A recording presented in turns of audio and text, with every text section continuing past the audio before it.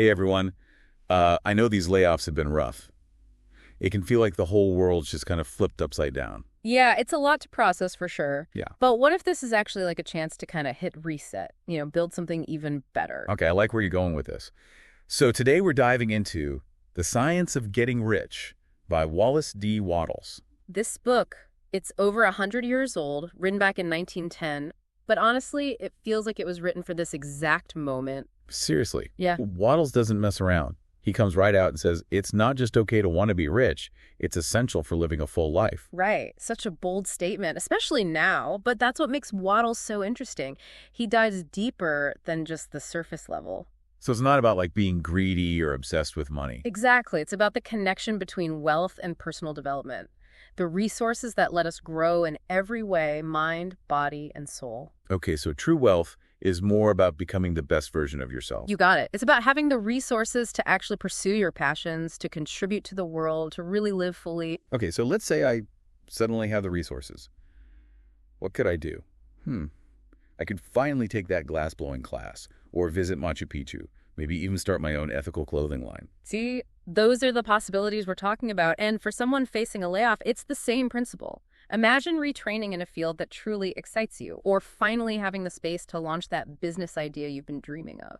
It's like that financial freedom gives you the space to invest in yourself in whatever way feels right. Exactly. It's about creating a life that feels abundant, not just financially, but in every aspect. And Wattles really expands on that idea of riches, right? He's not just talking about dollar signs. Absolutely. He defines riches way more broadly. It's about having enough to pursue your passions, to give generously, to really experience everything life has to offer. It's like a more holistic view of wealth, like it touches every part of your life. Exactly. And that's where his emphasis on the interconnectedness of our physical, mental, and spiritual well-being comes in. Right.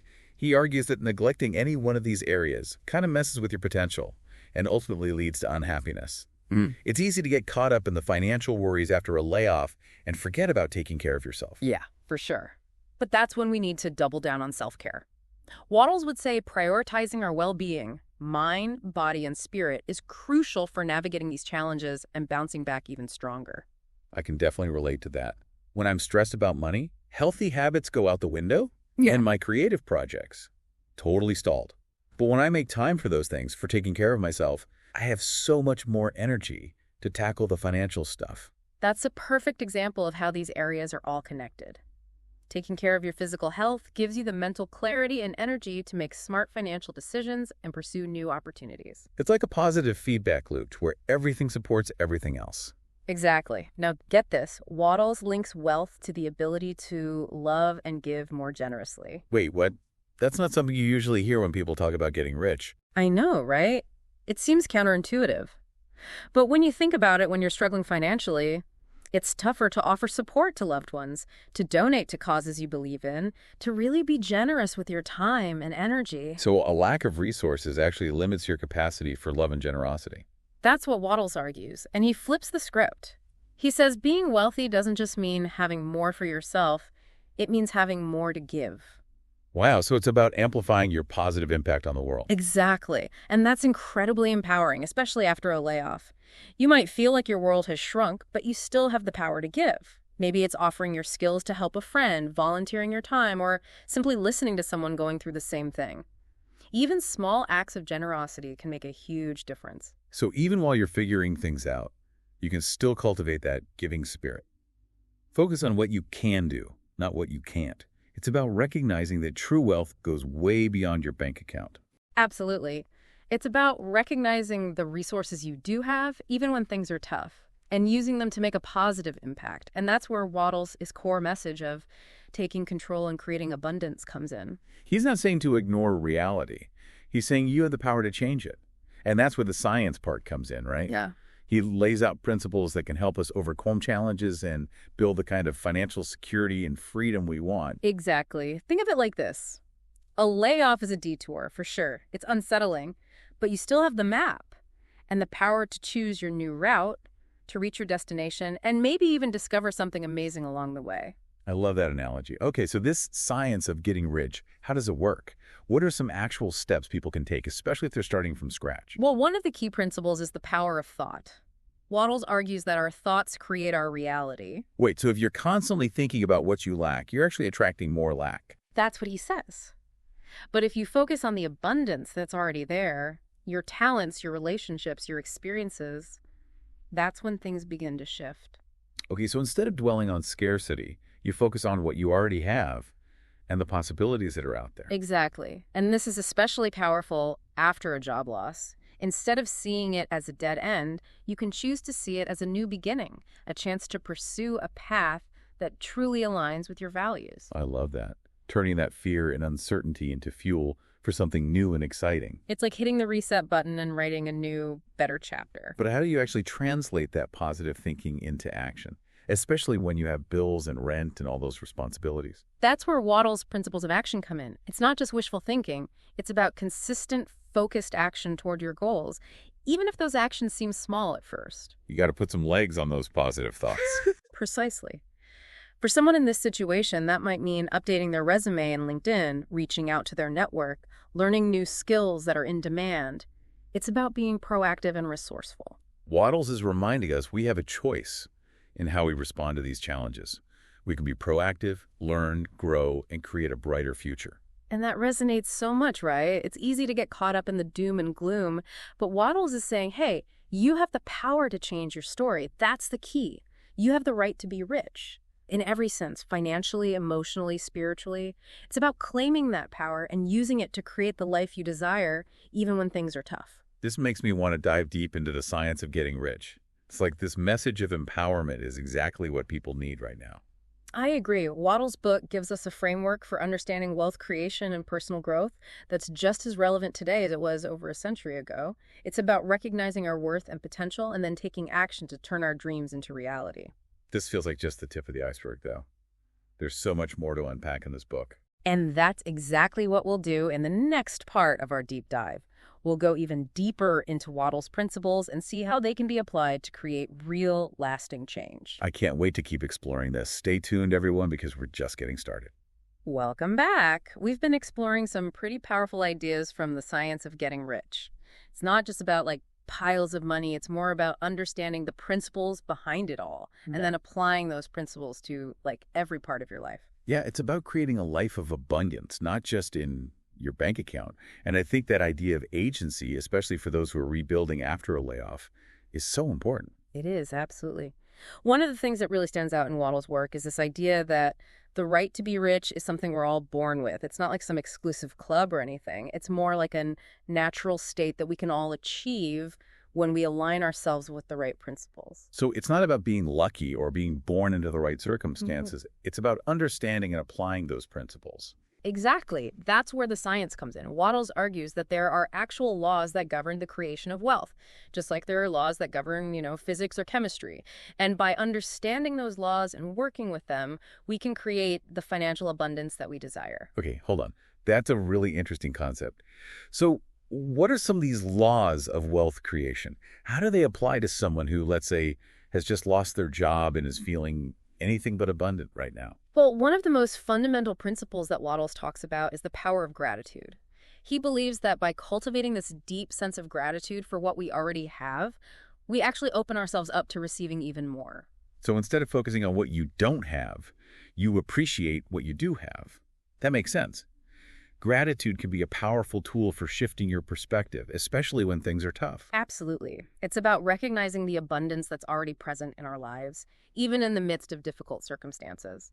For someone who's just lost their job, that shift in perspective can be incredibly empowering. It's like reframing the layoff, not as a failure or a setback, but as a blank canvas, a chance to create something new and even better. Exactly.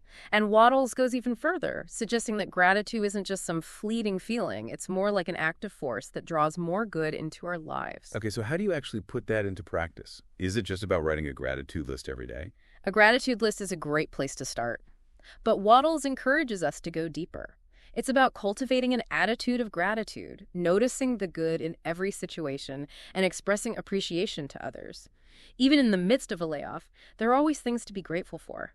Maybe it's the support of your loved ones, the skills you've built over your career, or even the lessons you've learned from past experiences. So it's like making gratitude a way of life, not just a daily to-do list item, But how does that translate into actual financial abundance, especially for someone who has just lost their income? Waddles would argue that gratitude can actually help you attract the resources that you need, even when times are challenging.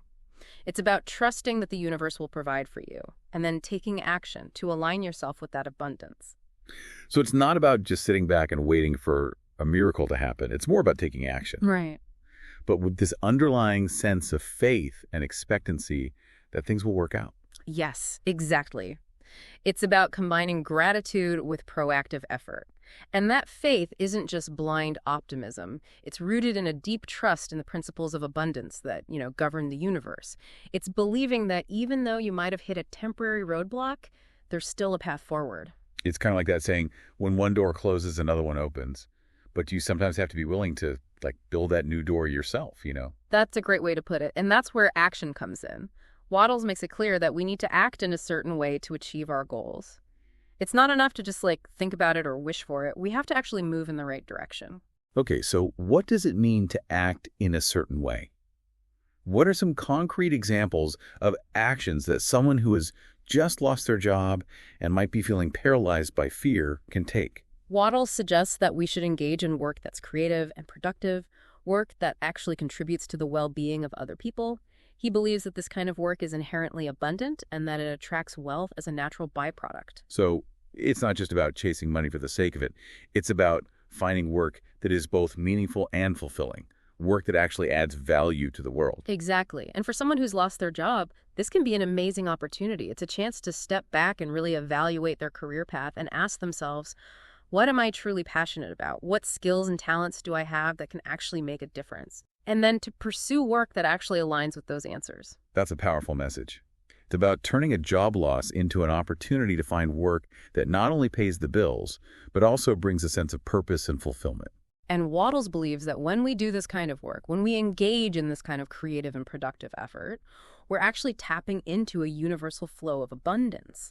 The more value we create, the more wealth we naturally attract into our lives. It's almost like we're aligning ourselves with these natural laws of prosperity, rather than trying to fight against them. Exactly. And he emphasizes that this is an ongoing process. It's about always striving to improve our skills, expand our knowledge, and contribute at a higher level.